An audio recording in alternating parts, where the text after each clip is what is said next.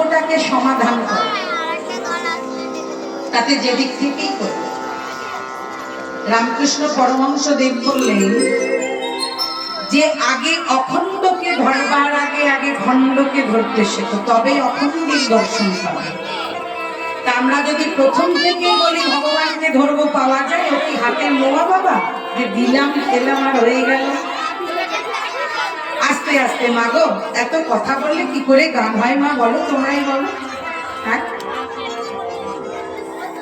কীর্তন শ্রবণ করতে এসে যদি কিছু না বুঝতে পারলে, যদি গল্পই করে গেলে, মানব জীবনটা বৃথা।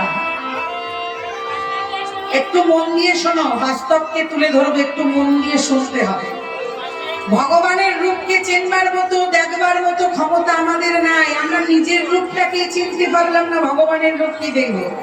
হ্যাঁ, তার জন্য এই দুটো মায়ার চোখে হবে না, তার জন্য অন্তরের চক্ষুকে জাগ্রত করতে হবে।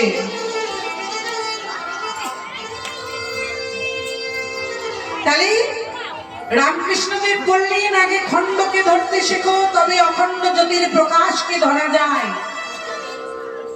তাহলে ওই যে বুড়ি পোড়া বলছো, ওটা বুড়ি পোড়ানো নয় মা। আজকের দিনে ভগবান শ্রীকৃষ্ণ গোচারণে যেতে যেতে অরিষ্টাসুর নামক একজন অসুরকে নিধন করেছিলেন। এটা আমার কথা নয়, এই কথাটি হচ্ছে বৃহৎ কৃষ্ণ সারাবলীর কথা। অরিষ্টাসুর নামক একজন অসুরকে দমন করেছিলেন আজকের দিনে ভগবান। দ্বিতীয় হচ্ছে এই যে হোলি উৎসবকে আমরা পালন করি, গায়ে তো ভূত হয়ে যায় রং মেখে, কিন্তু হোলিটা আনলো কে? এই হোলিটা এনেছিল সত্যযুগে প্রহ্লাদের পিসিমা, যার নাম হচ্ছে হোলিকা। এই তার নাম অনুকরণেই কিন্তু বাংলা মতে হচ্ছে হোলি উৎসব। কেন না, যখন ভক্তকে কেউ আঘাত দেয়, ভগবান কিন্তু সইতে পারে না। ভগবান বললেন পুনরপি জননম পুনরপি মরণম পুনরপি জননী জঠরে শয়নম। বারবার এসেছো, বারবার তোমাকে ধরাধামে আসতে হবে মাতৃগর্ভ হতে। সেটা কোন মা সেটা প্রযোজ্য নয়। তাতে মনুষ্য মাও হতে পারে, কৃমিকুলের মাও হতে পারে, পশুকুলের কোনো মা হতে পারে, কিন্তু তোমাকে আসতেই হবে। এই জগৎ সংসারে মাগো এসেছি একলা, যাবো একলা, সঙ্গে কিন্তু কেউ যাবে না। এত সুন্দর সেজে গুজে কীর্তন করছি মা, তার বাঁশি যদি এখনই বাজে বাবা, আউট অফ মার্কেট, চলে যেতে হবে। হ্যাঁ, তাহলে কি দিলে আর কি করলে আর কি জন্য এলে? শুধু স্বামী সেবা করতে, সন্তানদের সেবা করতে? তাহলে নিজের জন্য কি করলে ভেবে দেখো তো। ওটা লক্ষ্মীর ভান্ডার করেছি, রাধে রাধে। কি বাবা, এখন তো সেটাই মনে মনে হয়ে গেছে সবাই। না, আমাদের যে কথায় কথায় বাবারা বলে ঘরে মা লক্ষ্মী নিয়ে এসেছি, লক্ষ্মী যে কি গুণের অধিকারী সে গুণ আমাদের মধ্যে নেই মা। মহালক্ষ্মী যিনি এত ব্রহ্মাণ্ডের যিনি মালকিন, যিনি আমাদের অন্নদাত্রী, অন্নপূর্ণা, জগৎধাত্রী, জগৎ জননী, সেই মা লক্ষ্মী সদা সর্বদা পতির চরণে পতি সেবা করে না মা? আর আমরা সন্ধ্যেবেলা 6টা বাজলে সিরিয়ালে বসে পড়লেই স্বামী এক কাপ চায়ের তো দূরের থাক, 10 বার ডেকে মরে গেলেও সারা পায় না। রাধে রাধে। তাহলে চিন্তা করে দেখো, অরিষ্টাসুর বধ হলো, ভক্ত প্রহ্লাদকে মৃত্যুর মুখে ঠেলে দিল কে না? তার পিতা হিরণ্যকশিপু দৈত্য। হিরণ্যকশিপু কি করলেন? হোলিকাকে বললেন, হোলিকা কোনো কিছুতেই যখন প্রহ্লাদের মৃত্যু হলো না, তুমি অগ্নিকুণ্ডে প্রহ্লাদকে নিয়ে বসবে। বলল, দাদা প্রহ্লাদ তো ছোট ছেলে, ওকে নিয়ে আমি অগ্নিকুণ্ডে বসবো? আমি তো পিসি, আমি তো মাতৃ জাতি, মায়ের জাত, কি করে দাদা আমি এই সর্বনাশ করব? বলল আগে জাত নয়, আগে ধর্ম নয়, আগে কর্তব্য। তুমি আমার বংশে যখন এসেছো, আমার কথাই শেষ কথা। হোলিকা মনে মনে বলল, হে দয়াময়,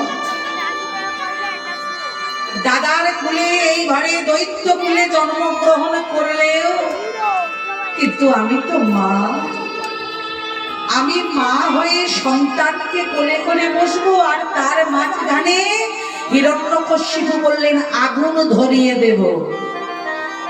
কেন বললেন মা? হোলিকা ব্রহ্মদেবকে জয় করেছিলেন, তাই ব্রহ্মা আশীর্বাদ করেছিল কোনো মতেই অগ্নিতে তোমাকে মৃত্যু দিতে পারবে না।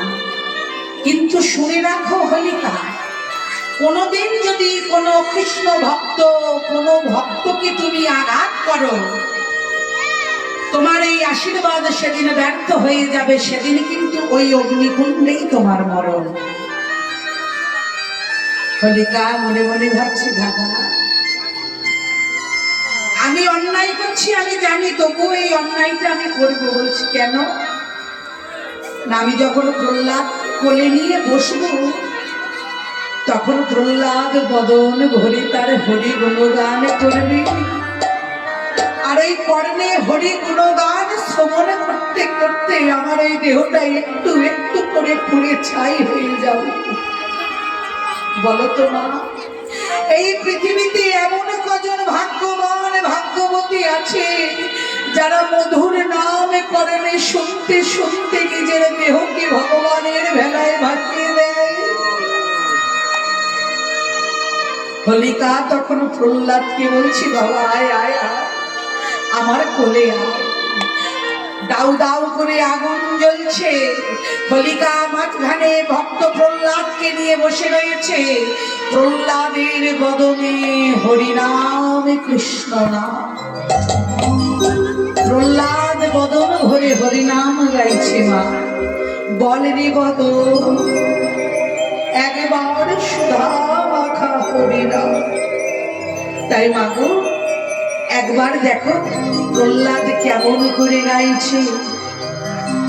বলে রে বাবা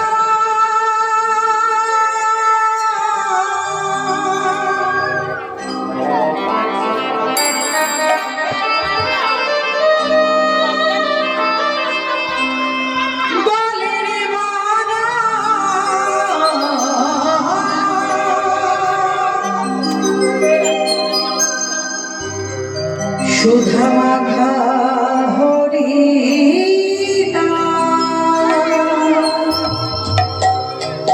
মধু মাখা কৃষ্ণ সুধা মাখা হরি মধু মাখা কৃষ্ণ। বলে রে বাবা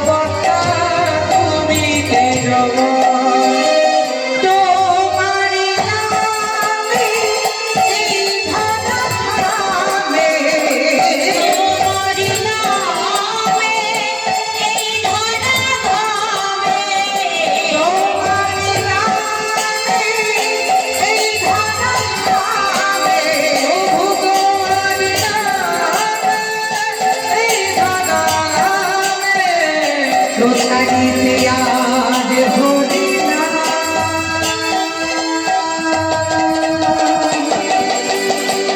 সুধা মাখা কৃষ্ণ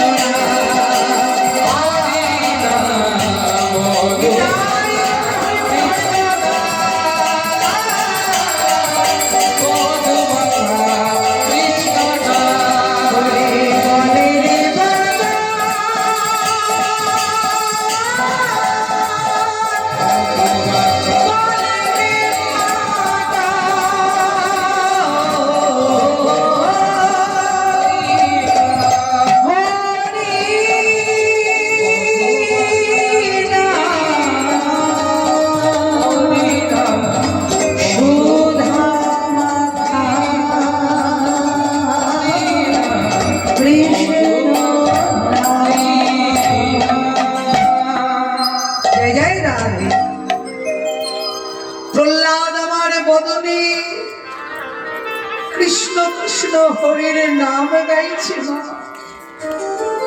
আর হোলিকা একটু একটু করে নাম শ্রবণ করতে করতে তার সবয় অঙ্গ ছাই হয়ে গেল।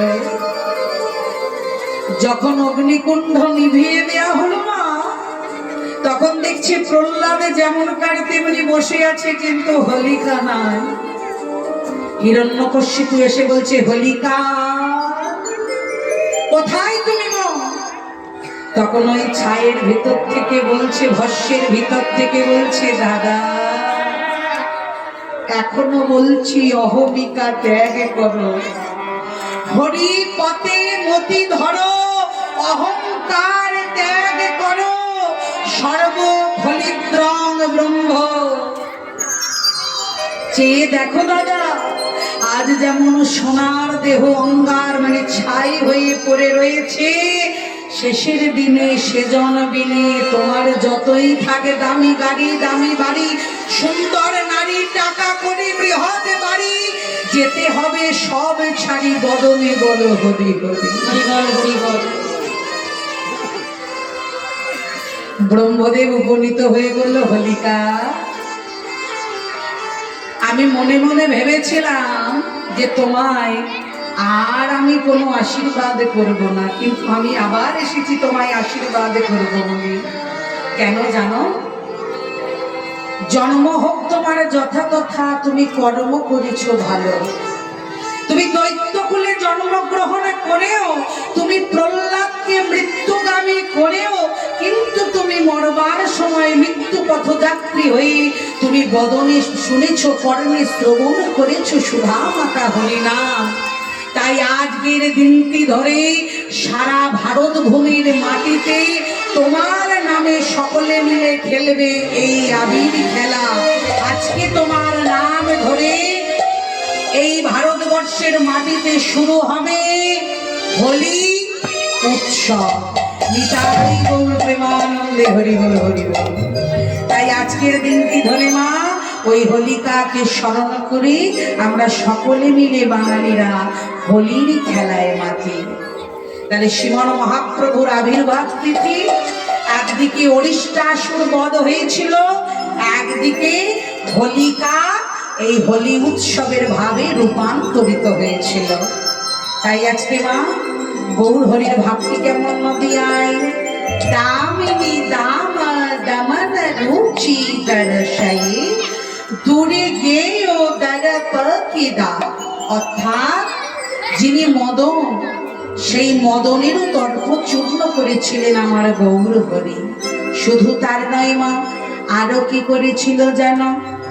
সোন কুসুমত হে কোন সগনিয়া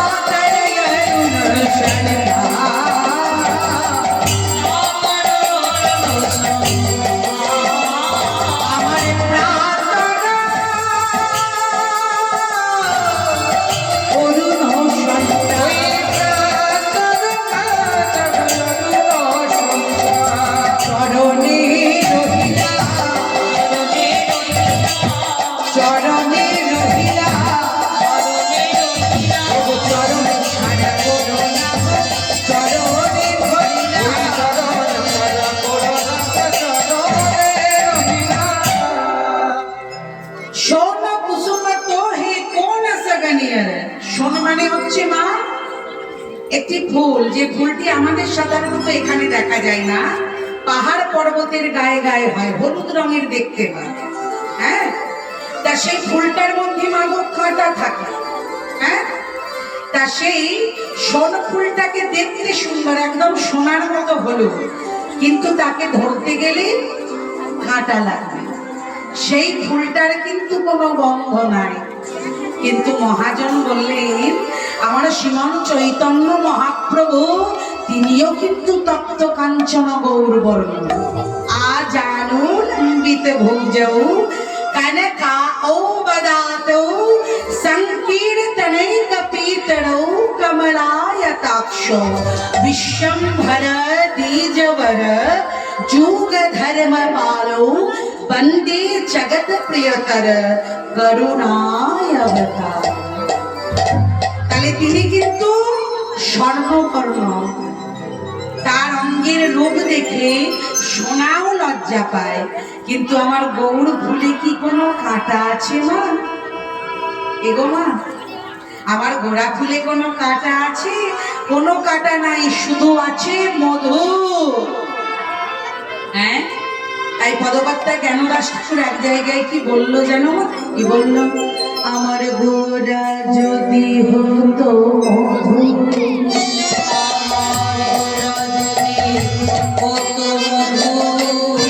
আমার গোড়া যদি হতো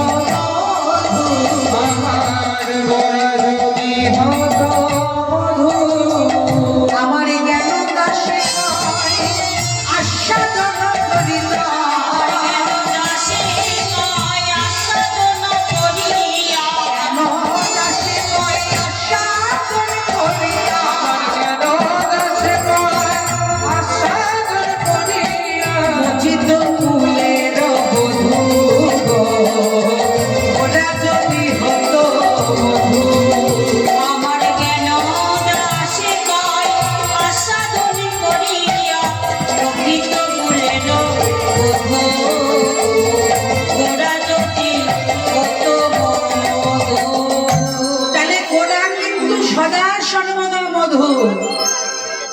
পদকর্তা জ্ঞানদাস ঠাকুর বলছে, যদি সেই মধুকে আস্বাদন করতাম তাহলে মজিত ফুলে বধূ।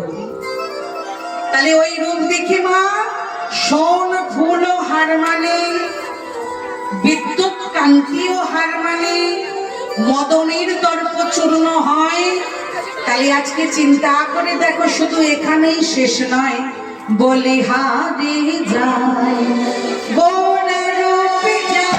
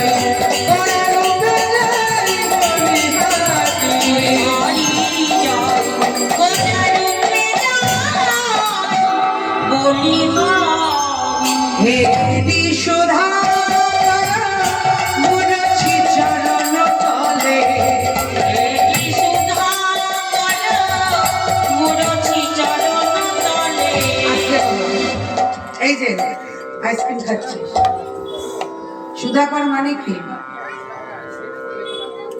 মনে মনে বল, দেখ ভাব, পড়াশোনা হচ্ছে তো, খুব সোজা কোশ্চেন কিন্তু। সুধাকর মানে এতক্ষণ গল্প করছিল, হ্যাঁ বলছে হেরি সুধাকর। তাহলে আমি যখন গান করছি ওবার তুমি আমার ব্যবসায় কাটিয়ে দিচ্ছ। এগুলো ওই জন্যই বললাম একটু শুনতে হবে। বাংলা অভিধান ডিকশনারিতে তোমরা যেটা খুঁজে পাবে না, আমরা সেটা খুঁজি, কারণ এটা তো আমাদের কাজ। অনেকে কি মনে করে কীর্তন মানে কি একদম পঞ্চকর্ম, এর একটা গান গাইবো, ওর একটা গান গাইবো, তার একটা গান গাইবো, সময়টা 4 ঘন্টা পার করে দেবো, নোটগুলো খেতে দেবো। কিন্তু না, কীর্তন সাবজেক্টটা হচ্ছে very very the important top subject for শুধু ওয়েস্ট বেঙ্গলে নয়, বিশ্ব বাংলায়, অল ইন্ডিয়া, সারা ভারতবর্ষে। সুধাকর মানে হচ্ছে চাঁদ, আর হেরি মানে হচ্ছে দর্শন করে। এগুলো নিয়ে আমাদের পড়তে হয় বাবা। আমরাও পড়াশোনা করি, তোমরা যেমন সোনামা পড়াশোনা করো, আমরাও এগুলো বাড়িতে বসে বসে এরকম মোটা মোটা বই পড়তে হয়। তার কারণ এই আজ যেমন জিজ্ঞেস করলাম তোমাদের যে সুধাকর মানে কি, এরকম কিছু কিছু জায়গায় মানুষেরা রয়েছে যারা আমাদের এসে জিজ্ঞাসা করে, মা এই পদ্মার ভাঙানিটা একটু করে দাও। তাই প্রত্যেক জায়গায় মানে আমি একটা কথাই বলি, যেটুকুনি শুনতে হবে মন দিয়ে শুনতে হবে, তাই না? হ্যাঁ, সোনি এন্টারটেনমেন্ট চ্যানেল দেখা হয় সোনিতে, তা দেখবে নেহা কাক্কার যে একটা শো চালাচ্ছে ইন্ডিয়ান আইডল, তা সেখানে একটি 4.5 বছরের ছেলে এসেছে বাবা, যার নাম হচ্ছে ভাগবত দাস ব্রহ্মচারী মহারাজ। এসেছে না? কত ছোট, তোমাদের চেয়ে ছোট। তা নেহা কাক্কার জি দেখুন তাকে বলছে হাই হ্যালো, তা সেই ছেলেটি কি বলছে মা? হাই হ্যালো ছোড়ো, হরে কৃষ্ণ বলো। কি বলছে না মা?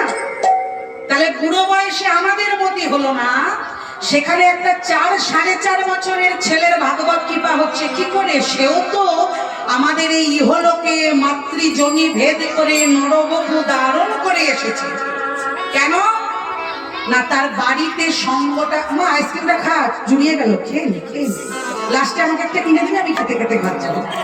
খা, জয় রাধে। কেন বললাম বলতো? তাই একটু চুপ করে বললাম, হ্যাঁ নালে গল্প করছি। রাধে রাধে। হ্যাঁ, তো আজকে কি বলবো মা, যে তার কর্মটা হচ্ছে সৎসঙ্গ। তার বাবা মা প্রতিনিয়ত কিন্তু হরি সাধনা করে। মা খা খা খা রে, তোরা তোমার বন্ধুর মতো খা, খেয়ে নে শোনা। হ্যাঁ, পয়সা দিয়ে কিনে ওরকম করে খেয়ে নে। তাহলে আজকে মা গো, এই জগৎ সংসারে যদি কৃষ্ণ ভজনা করতে হয়, তাহলে শিশুকালে কৃষ্ণ ভজনা হয়, কৃষ্ণ পাওয়ার আসে।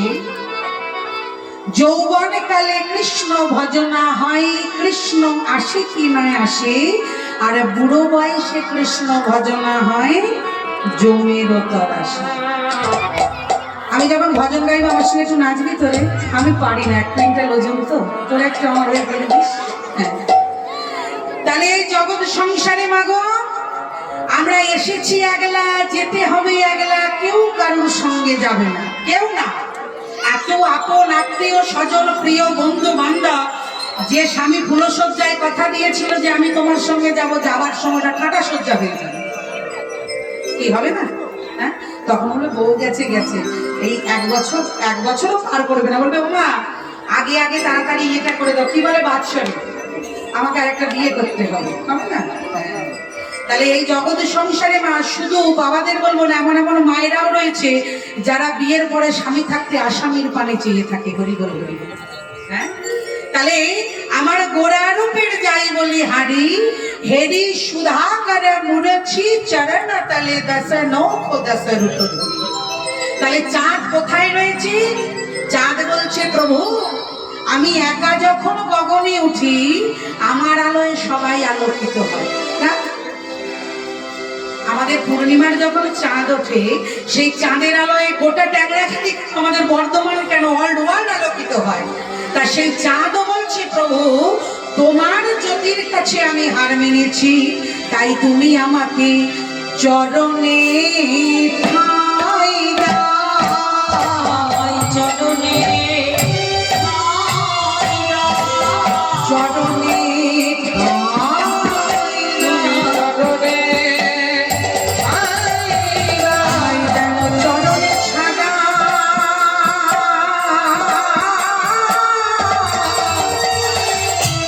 করোনা হরে আমায় চরণে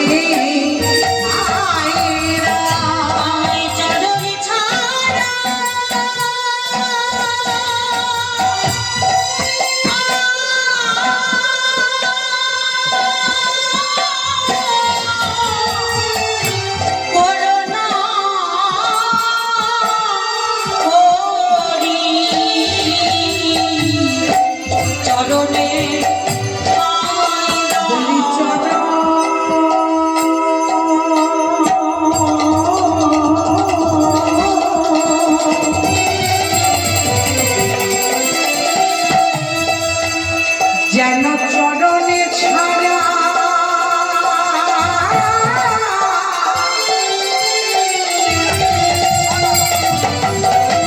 যেন ওই চরণে আসারি বলে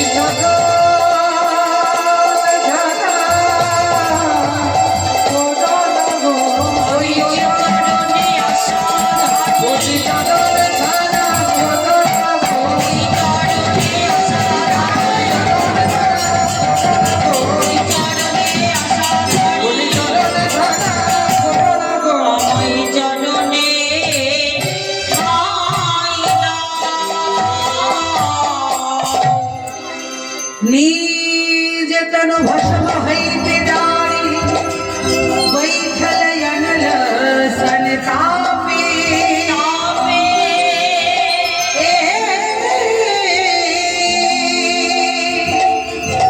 আমার গৌর হরি বলছে সোনাই একদিন গৌর হরিকে ডেকে বলছে গোরা চাঁদ তোমাকে দেখে আমার বড় গা জ্বলে হিংসে বলছে কেন না তুমিও গৌর আমিও গৌর তোমারও বর্ণ গোরা বর্ণ আমারও বর্ণ গোরা বর্ণ সোনার মতো কিন্তু কখন আমার তোমাকে দেখলে একটু গাটা জ্বলে জানো তোমার মধ্যে খাদ নাই আর আমার মধ্যে খাদ আছে হরি বল হ্যাঁ সোনার দোকানে মা খাদ না মিশলে গয়না হবে না হবে হবে না তা সোনা বলছে প্রভু তোমাকে দেখলে মাঝে মাঝে আমার ঈর্ষা হয় কত বধুরা তোমায় জড়িয়ে ধরে কত ভালোবাসে তোমার চরণ পাবার লাগি ধুলায় গড়াগড়ি দেয় আর আমার এত টাকা দাম হলেও আমাকে আগুনে মুখ পুড়িয়ে লকারের মধ্যে বন্দী হয়ে থাকতে হয় তাহলে হে প্রভু তোমার চরণে যদি একবার আমায় আশ্রয় দিতে তাহলেই আমার এই পোড়া মুখ উজ্জ্বল হয়ে যেত তাই মাগো গৌর হরি বের করলো বেশ বেশ আমি নদিয়ায় যাব গিয়ে হরিনাম করব তাহলে সকলে মিলে মা আমার গৌর এলো রে সোনার নদিয়ায় একটু ধ্বনি হবে তো তাই না আমার গৌর এলো রে সোনার নদিয়ায়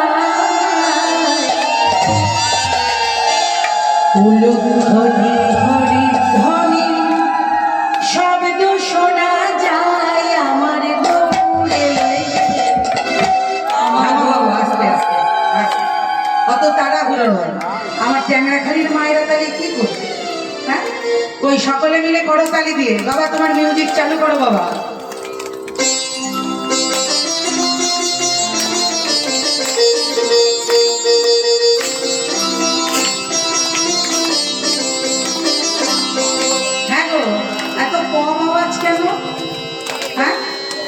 এতগুলো মা বসে রয়েছে এত কম আওয়াজ কেন ঝগড়া করবার সময় গলাগুলো তো ভালো বেরোয় না প্রেম সে বলিয়ে গৌর হরি কি জয়টা একটু জোরে হবে যেন মনে হবে বাবাদের সঙ্গে ঝগড়া হচ্ছে সেই প্ল্যাটফর্মটা ধরে প্রেম সে বলিয়ে রাধা রানী কি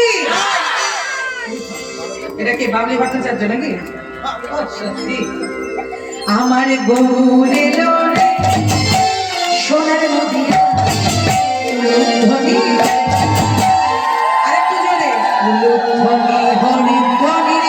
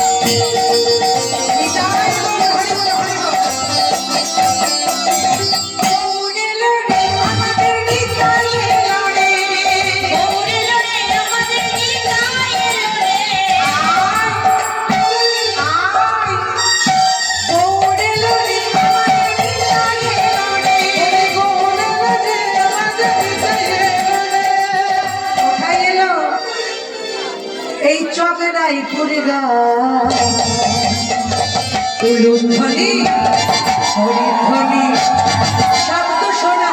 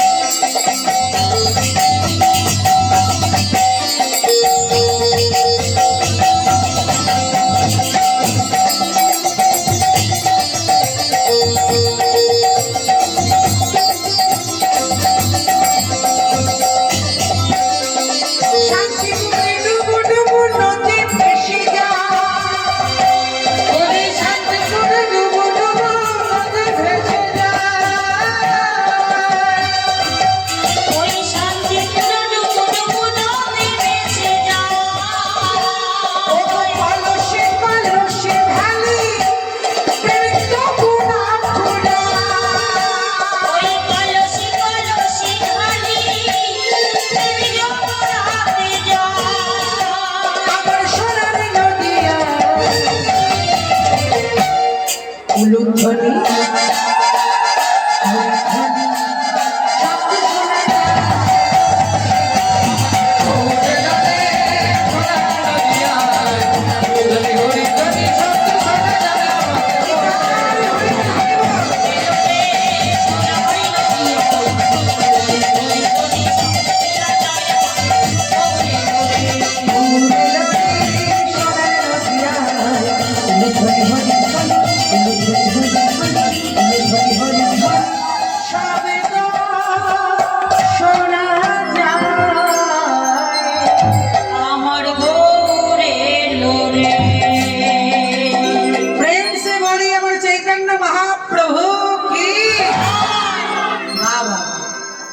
কালী মাগো আজকে পদকর্তা এই দৃশ্য দেখে অদরে দাঁড়িয়ে দাঁড়িয়ে কি বলছে জানো?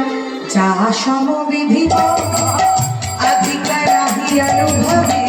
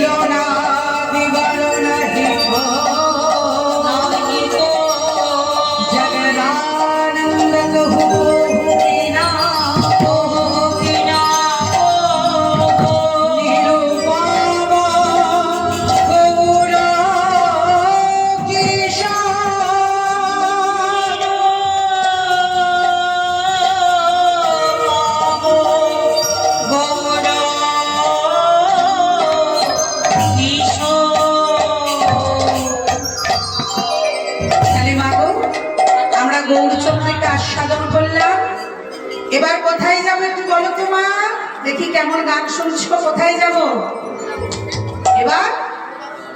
না এতক্ষণ নবদ্বীপে রয়েছি, এবার যাব বৃন্দাবন। কি যাব না?